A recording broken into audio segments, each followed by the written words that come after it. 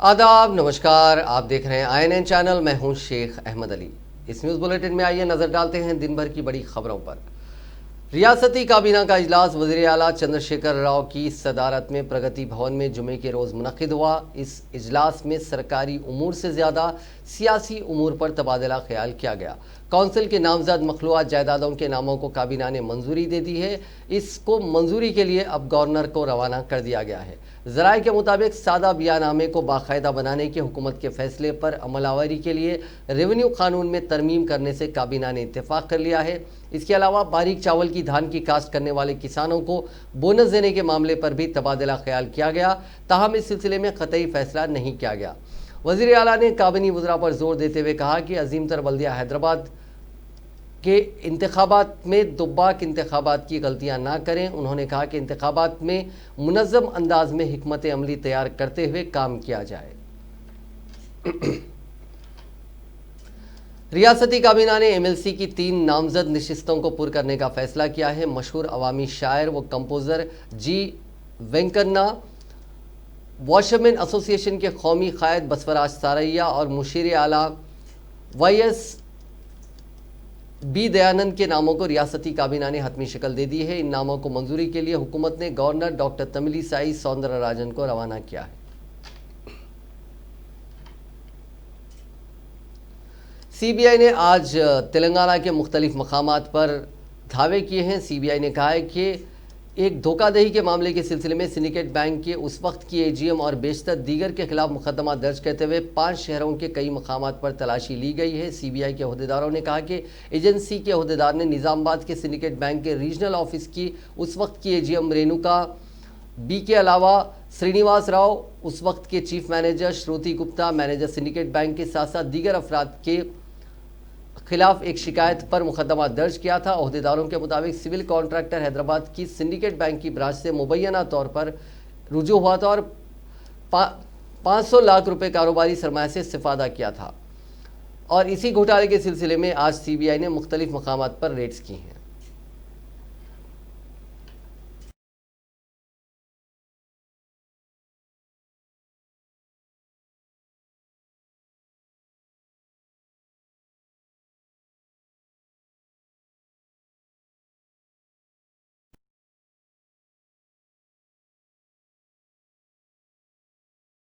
और जमा हुए पानी और गंदगी से लोग वबाई इमराज का शिकार होने के दर पे हैं। इस मौके पर उनके साथ कांग्रेस माइनॉरिटी सेल हैदराबाद के चेयरमैन समीर वलीउल्लाह और दीगर कायदीन भी मौजूद थे।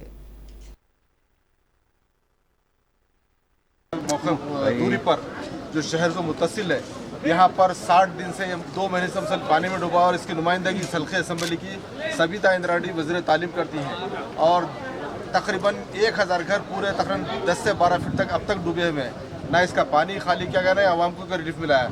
आज कांग्रेस पार्टी के सुप्रीमो कैप्टन उत्तम कुमार रेड्डी ने क्या इनसे बातचीत की। आइए हम इस सिलसिले में बातें हैं। उत्तम साहब, ये जो FTL बोल के बोल रहे हैं, तो ये FTL की जिम्मेदारी इरिगेशन डिपार्टमेंट, लाखों करोड़ रुपए गवर्नमेंट जो उस पर स्पेंड कर रही है, तो जब ये डूब रहा था तब तक ये लोग क्या कर रहे थे यहाँ पर? जब तक जो ये कब्जा हुआ इसको बेच रहे, तो क्या रेवेन्यू वाले नहीं देखे इसको? क्या इरिगेशन वाले कोई उधर से? नहीं, बहुत दुख की बात है ये कि हैदराबाद सिटी में, जैसे आप बता रहे हैं, हैदराबाद सिटी के अंदर जो ये चंद्रशेखर राव की गवर्नमेंट जो बड़ी बड़ी बात बोलती हैं, ये लोग अपने प्लॉट्स रजिस्टर किए हुए, करंट कनेक्शन है, इनकी पूरी परमिशन है। इस घरों में 2 महीने पहले पानी आया और 2 महीने में गवर्नमेंट कुछ भी नहीं कर पाई। बहुत बहुत दुख की बात है। हम यहाँ कोई राजनीति के लिए नहीं है, कोई सियासत के लिए नहीं है, कोई वोट मांगने नहीं है। बस इनकी जो हेल्प कर सकते हैं, रिलीफ कर सकते हैं, उसके बारे में हम इधर आए हैं और ज़रूर हम ये इशू बहुत सीरियस लेंगे।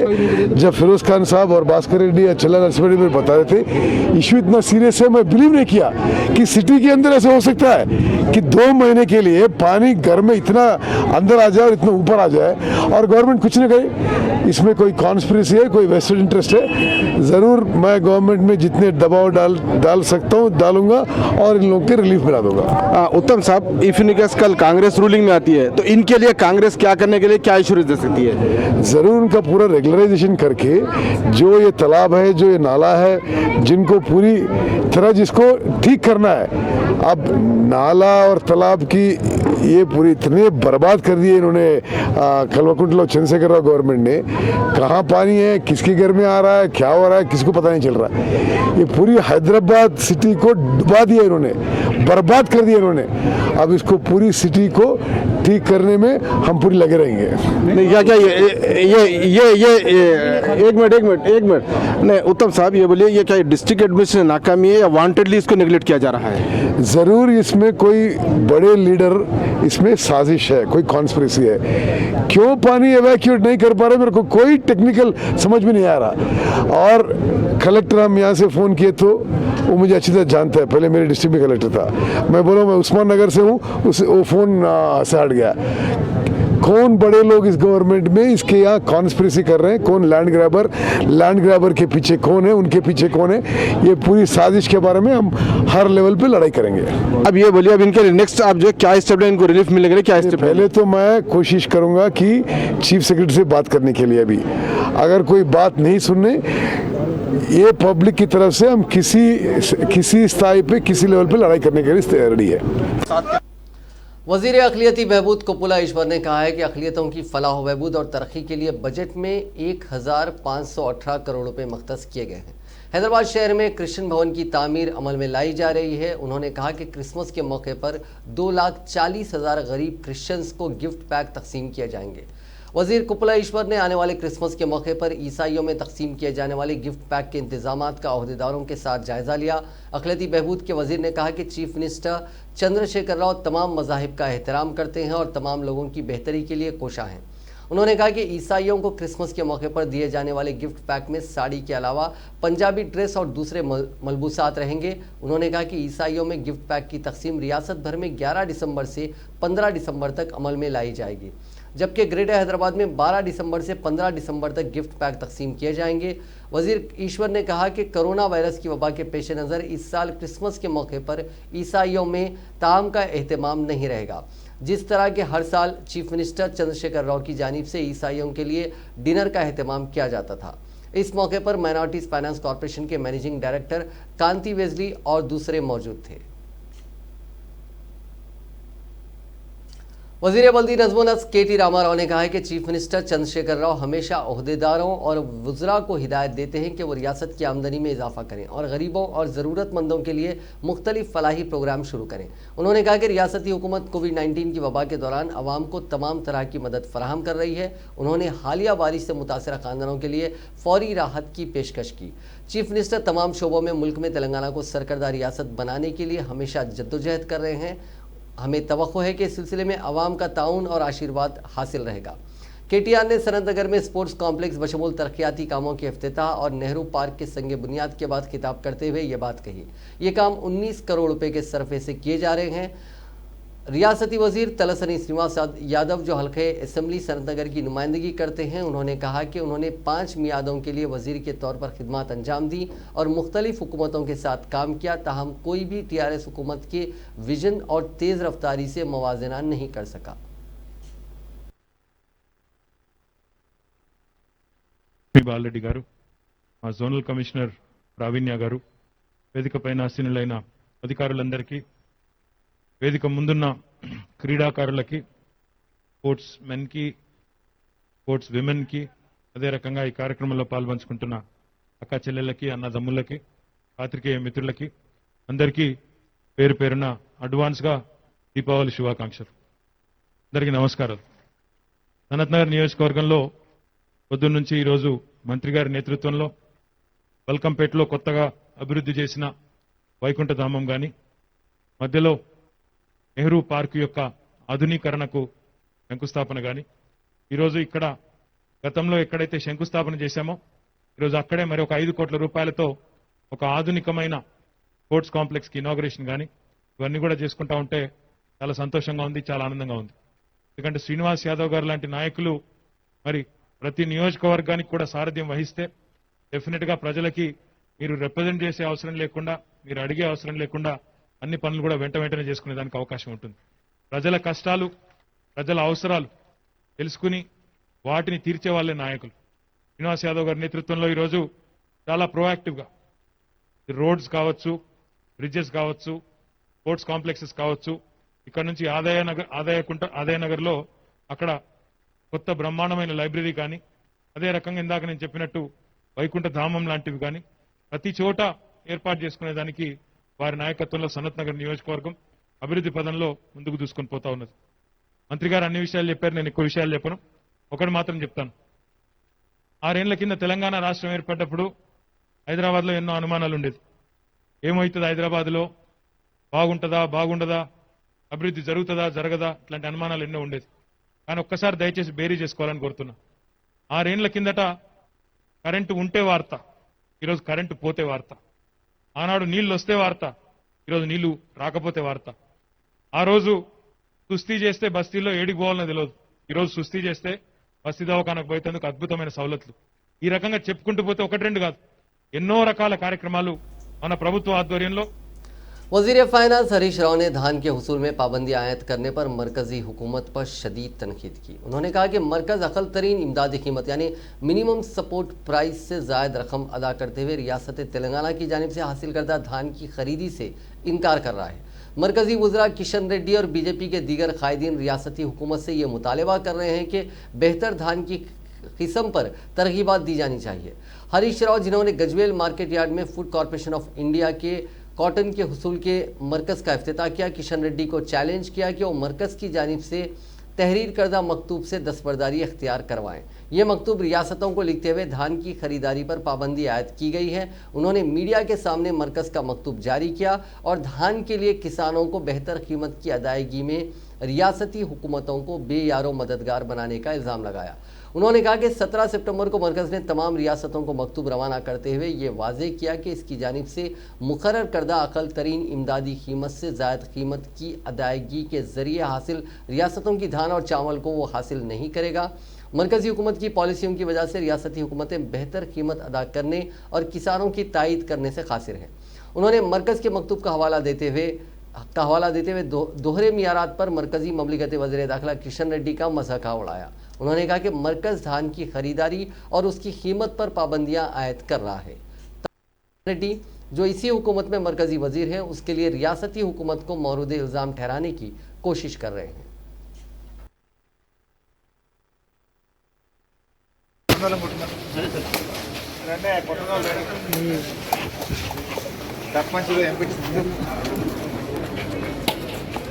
అన్న మీరు అటు సైడ్ పోవాలి, మీరు అటు సైడ్ పోండి.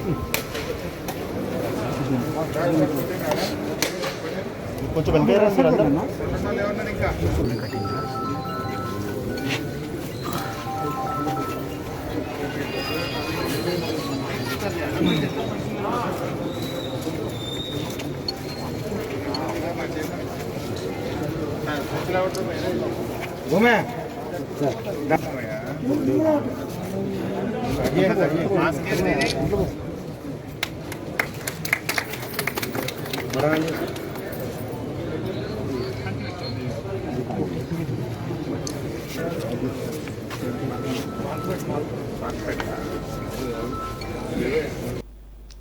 तेलंगाना पीसीसी के सदर उत्तम कुमार रेड्डी ने बारीक धान की काश्त करते हुए नुकसान उठाने वाले हर किसान को फी एकड़ 10,000 रुपये मुआवजा देने का मुतालबा किया।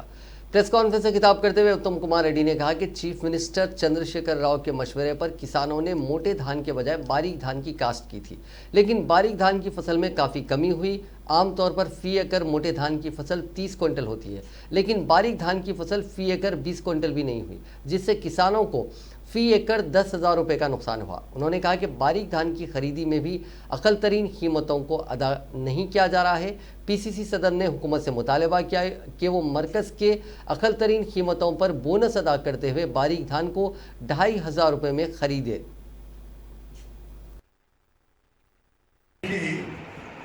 ఎకరానికి కేసీఆర్ ప్రభుత్వం ఏ ఐదు ఇచ్చిందో కానీ ఎకరానికి 10,000 రూపాయలు అయితే తప్పనిసరిగా నష్టం జరిగింది ఆ రైతులకి.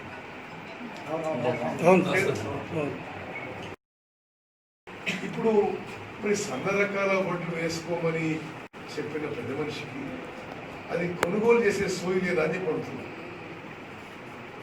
కేంద్ర ప్రభుత్వం ప్రకటించిన మద్దతు ధరకి కొంత బోనస్ రాష్ట్ర ప్రభుత్వం నుంచి కేటాయింపు చేసి 2500 రూపాయలకి వెంటనే సన్న రకాల వడ్లు కొనాలి అని చెప్పి కాంగ్రెస్ పార్టీ డిమాండ్ చేస్తుంది.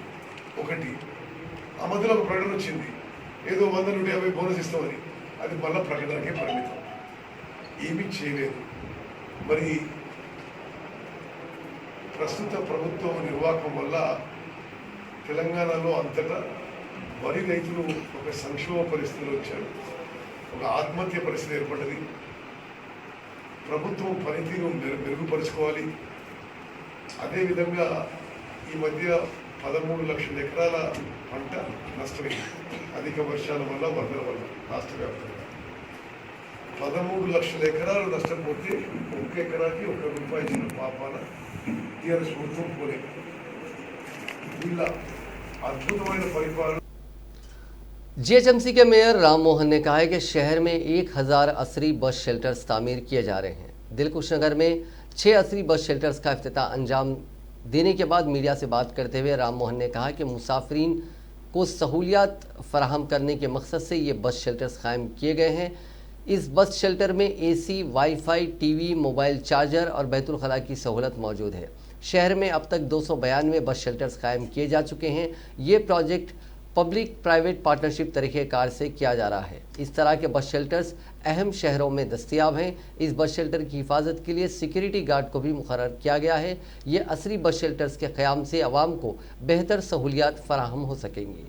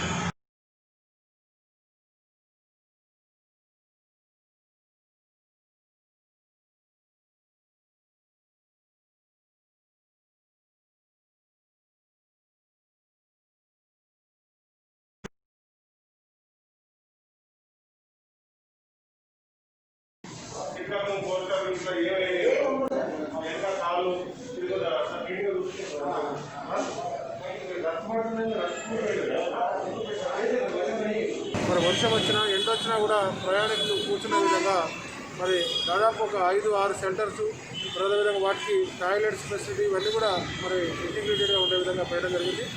హైదరాబాద్ మహానగరంలో గతంలో మరి బస్ సెంటర్స్, బస్ స్టాప్స్ సరిగ్గా లేక ప్రయాణికులు ఇబ్బంది పడడం, మరి ఆర్టీసీ వారి ఒక ఫీడ్బ్యాక్ కూడా తీసుకొని అడ్వర్టైజ్మెంట్ రివ్యూ జిహెచ్ఎంసీ వారు మరి గతంలో హైదరాబాద్లో మొత్తం కూడా ఫీడ్బ్యాక్ అంతా కూడా గౌరవ మున్సిపల్ మంత్రి కేటీఆర్ గారికి, మరి మాకు కమిషనర్ గారికి ఎన్నో రకాల ఫిర్యాదులు, కాంప్లైంట్స్ వస్తాయి. వాటన్నింటినీ కూడా అటెండ్ చేసుకుంటూ దాదాపు గతంలో 600 మరి 290 మొత్తం ఒక 1000 బస్ స్టాప్ మొత్తం కూడా ఆధునీకరించడం, వాటిలో అన్ని సౌకర్యాలు ఉండే విధంగా చూసుకోవడం మరి జిహెచ్ఎంసీ సక్సెస్ఫుల్గా చేసుకొని గత 2 రోజుల నుంచి 292 బస్ స్టాప్ ఎక్కడ చేసే ప్రయత్నం చేస్తున్నాం. ఇవన్నీ కూడా మరి ఒక 2-3 రోజుల్లో అన్ని అందుబాటులోకి వచ్చే ప్రయత్నం చేస్తున్నాం. అంటే ఇవాళ శాంక్షన్ లేకుండా పని కాకుండా ఓపెన్ చేస్తే ప్రజలు వాటిని కూడా చూస్తారు. ఇవాళ ప్రతిపక్షాలు వారికి ఏదో ఒకటి కావాలి కాబట్టి విమర్శించడం తప్పితే ఈరోజు బస్ వేస్ అన్నీ రెడీగా ఉన్నాయి. మరి రెడీ ఉన్న బస్ వేలు ఓపెన్ చేయకుండా మనం ప్రజలకు సౌకర్యాలు ఇవ్వకుండా అవుతుంది. అది అర్థం లేని ఆరోపణలు, ప్రజలకు అవసరం ఉన్నాయి. तेलंगाना बीजेपी के नायब सदर NVS प्रभाकर ने कहा है कि वज़ीर आला चंद्रशेखर राव असदुद्दीन अवैसी से मुलाकात के बाद ही GHMC इंतखाबात की सरगर्मियां शुरू किए हैं। मीडिया से बात करते हुए उन्होंने कहा कि सरकारी फैसले अब दारुसलाम में हो रहे हैं। इस बात का ये सबूत है। उन्होंने कहा कि मजलिस हर तरह से TRS की मदद कर रही है। दोनों सियासी जमातें एक दूसरे की मदद कर रही हैं। मजलिसी अरकान पर जो मुकदमात हैं उनको कमज़ोर करने TRS हुकूमत पूरा ताउन कर रही है। उन्होंने कहा कि चार्जशीट दाखिल किए बगैर सबूत को पेश किया जा रहा है ताकि केसेस को कमज़ोर किया जा सके। तेलंगाना तेलुगु देशम के सदर एल रमना ने कहा है कि KCR को अवाम की नहीं बल्कि इंतखाबात की फिक्र है। मीडिया से बात करते हुए उन्होंने कहा कि दुब्बाक इंतखाब की शिकस्त से KCR बाहर नहीं निकले हैं और Hyderabad greater Hyderabad municipal corporation के इंतखाबात की फिक्र उन्हें लग चुकी है। अवाम के मसाइल पर तवज्जो देने के बजाय हैदराबाद कॉरपोरेशन में कामयाब होने की हिकमत अमली में वो मसरूफ़ हो गए हैं। जबकि शदीद बारिश से हैदराबाद की हालत मामूल पर नहीं आई है, लेकिन वज़ीर आला को इंतखाबात में कामयाबी की फिक्र है। उन्होंने कहा कि तालाबों और कुंटों पर जो कब्जे हुए हैं उसके लिए हुकूमत ही जिम्मेदार है। रमना ने कहा कि शदीद बारिश से किसानों का भी शदीद नुकसान हुआ है, लेकिन उनके बारे में KCR जायज़ा लेना भी ज़रूरी नहीं समझे। बारीक चावल की धान की काश्त करने वाले किसान कीमतों को लेकर परेशान हैं। उन मसाइल के बावजूद KCR को सिर्फ इंतखाबात की फ़िक्र है, अवाम के मसाइल की फ़िक्र नहीं है। दुनिया भर में कोरोना वायरस से मुतासरीन की तादाद आज 5,32,95,106 हो गई है, जबकि इस मोजी वायरस से अब तक 13,02,455 अफराद की मौत हो गई है। हिंदुस्तान में कोविड-19 के मुतासरीन का आंकड़ा 87,28,795 हो गया है, जबकि 1,28,668 अफराद हलाक हो चुके हैं। तेलंगाना में मुतासरीन की तादाद 2,55,663 हो गई है, जबकि 1,397 अफराद हलाक हो चुके हैं। तेलंगाना में जुमेरात के रोज़ 997 नए मामले सामने आए थे और 4 अफराद की मौत हुई है। रियासत में फ़िलहाल 17,094 कोविड-19 मरीजों का इलाज चल रहा है। बैनुल अक़वामी शोहरत याफ्ता मिज़ाहिया फ़नकार ग़ुलाम सुबहानी का आज इंतकाल हो गया। मशहूर फ़नकार आबिद अली के साथ हामिद कमाल और सुबहानी ने 1976 में मिज़ाहिया प्रोग्राम आबिद अली हामिद कमाल नाइट के नाम से स्टेज शो की शुरुआत की थी। बाद में इस प्रोग्राम का नाम डेढ़ मतवाले रखा गया था, जिसके शो हिंदुस्तान के हर बड़े शहर में पेश किए गए। दुबई, सऊदी अरब और दीगर ममालिक में भी इसके शोज़ मुनक़िद किए गए। जहाँ जहाँ ये शोज़ हुए अवाम ने उन्हें काफ़ी पसंद किया। सुबहानी और हामिद कमाल के खाके दुबई का लड्डू जब पेश किया जाता तो नाजरीन का हंसते हंसते बुरा हाल हो जाता। ग़ुलाम सुबहानी की नमाज जनाजा बाद नमाज असर मस्जिद सलाहुद्दीन में अदा की गई। एक ड्रामाई वाक़े में एक नौजवान जो सर्कल इंस्पेक्टर मिर्यालगुड़ा रूरल की गाड़ी लेकर फरार हो गया था, उसको पकड़ लिया गया। ये वाक़या जुमेरात की शब पेश आया। Miryalaguda rural circle inspector Ramesh Kumar जो इलाके में पेट्रोलिंग कर रहे थे, उन्होंने देखा कि ईदुल्लागुड़ा में सड़क के किनारे 4 नौजवान शराब पी रहे थे। उन्होंने अपनी गाड़ी रोकी ताकि उनसे बात की जा सके। वो उन नौजवानों से सवालात कर रहे थे। एक नौजवान वंशी जो मुकुंदापुरम का रहने वाला है, उसने पुलिस ओहदेदार को चकमा देकर पुलिस की गाड़ी के साथ फरार होने की कोशिश की। वो पुलिस की गाड़ी लेकर सूर्यापेट की तरफ निकल पड़ा और गाड़ी नहीं रोकी। उसने मुखालिफ सिम से आने वाली गाड़ी को भी टक्कर दे दी। इस हादसे के नतीजे में पुलिस की गाड़ी के सामने के हिस्से को नुकसान पहुंचा। रूरल सर्कल इंस्पेक्टर की जानिब से दी गई इत्तला पर मिर्यालगुड़ा रूरल सब इंस्पेक्टर परमेश और उनकी टीम ने इस गाड़ी का ताक़ुब करते हुए अलागड्डापा टोल प्लाजा के करीब इसको रोक दिया। ये इलाका उस इलाके से 7 किलोमीटर की दूरी पर है जहां से ये नौजवान पुलिस की गाड़ी लेकर फरार हुआ था। ज़राए के मुताबिक वंशी हैदराबाद में ड्राइवर के तौर पर काम करता था। वो अपने दोस्तों से मुलाकात के लिए मिर्यालगुड़ा आया था। वंशी ने चंद साल कबल इसी पुलिस की गाड़ी के आर्जी ड्राइवर के तौर पर भी माजी में खिदमत अंजाम दी थी।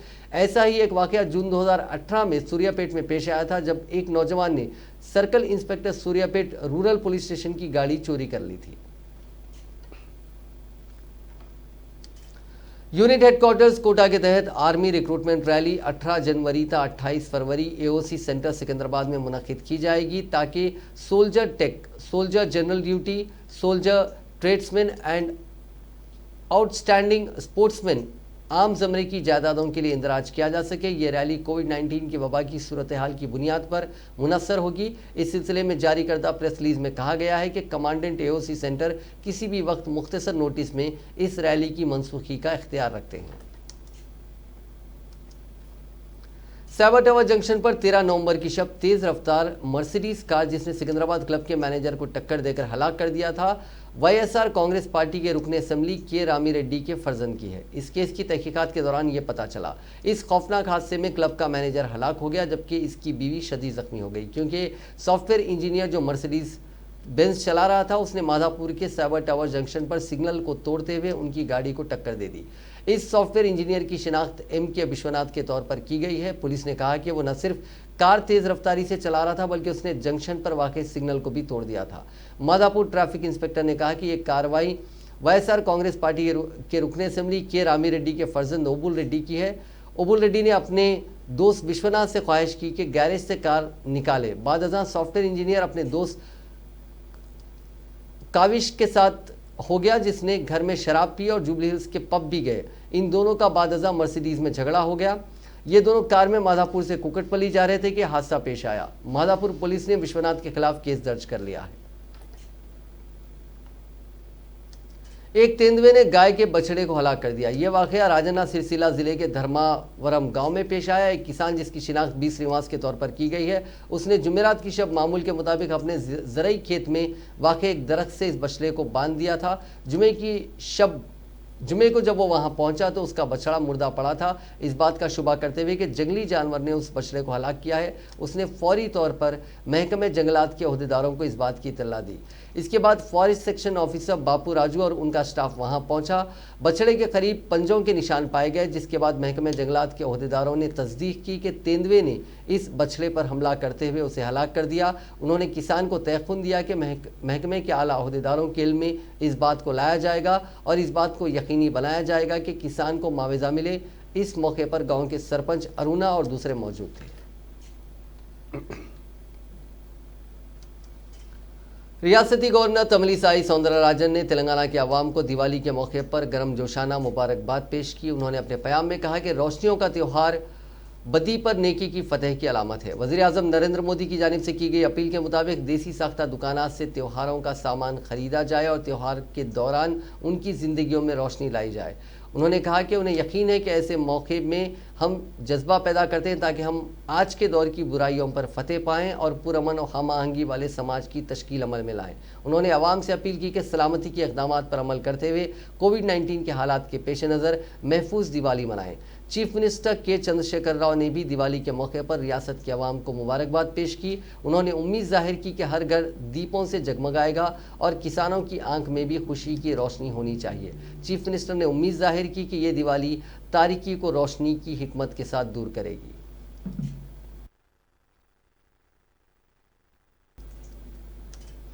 सऊदी अरब के जुनूब मगरबी जीजान इलाके में वाक़े तेल सप्लाई मरकज़ के नज़दीक यमन के हौसी बागियों ने धमाका खैज़ मादे से लदी 2 किश्तियों को धमाके से उड़ा दिया। ये इत्तला सऊदी अरब की वजारत तवानाई के एक तर्जुमान ने दी। उन्होंने बताया कि इसके सबब वहाँ आग लग गई। उन्होंने जुमेरात की ताख़ीर शब अल अखबारिया न्यूज़ चैनल को ये बात बताई कि हौसियों की जानिब से रिमोट कंट्रोल से 2 कश्तियों को धमाके किए जाने की वजह से जीजान वाक़े में तेल सप्लाई मरकज़ के नज़दीक आग लग गई, जिसे बुझाया जा रहा है। इस वाक़े में किसी के मुतासिर होने की कोई इत्तला नहीं है। तवानाई की वजारत ने इस वाक़े के साथ साथ दीगर अहम मकामात पर हौसी बागियों के हमलों की मजम्मत की है। हिंदुस्तान में एक बार फिर कोरोना वायरस के केसेस में इजाफा हो रहा है। इसी तनाजुर में सोशल मीडिया पर हालिया दिनों में एक पोस्ट वायरल हो रही है कि 1 दिसंबर से मुल्क भर में दोबारा लॉकडाउन नाफिज हो जाएगा। मरकज़ी हुकूमत ने इस मौके पर वजाहत की है। प्रेस इंफॉर्मेशन ब्यूरो ने ट्वीट में कहा कि मरकज़ी हुकूमत ने मुल्क में दोबारा लॉकडाउन नाफिज करने का कोई फ़ैसला नहीं लिया है। PIB ने कहा कि कोरोना वायरस की वबा के दौरान जाली खबरों में इजाफा हुआ है। ख़ास तौर पर सोशल मीडिया पर अफवाहों की गर्दिश जारी है और जब तक मरकज़ी हुकूमत इस सिलसिले में सरकारी तौर पर इंकशाफ नहीं करती है, उस वक्त तक किसी को भी ऐसी खबरों पर यकीन नहीं करना चाहिए। अक़वाम मुत्तहिदा की बैनुल अक़वामी तंजीम के मुताबिक लीबिया के खुमस साहिल के करीब मुहाजिरीन से भरा एक जहाज़ उलट गया, जिसके नतीजे में कम से कम 74 अफराद की मौत हो गई। एक रिपोर्ट के मुताबिक IOM ने बताया कि जहाज़ में तकरीबन 120 लोग सवार थे। लीबियाई साहिली मुहाफ़िज़ दस्तों और मच्छरों ने तकरीबन 47 लोगों की जान बचाई। इस हादसे में बचाए गए एक 6 माह के बच्चे के कुछ घंटों के बाद मौत हो गई। 1 अक्टूबर से बहरिए रोम में इस तरह का ये 8वां वाक़या है।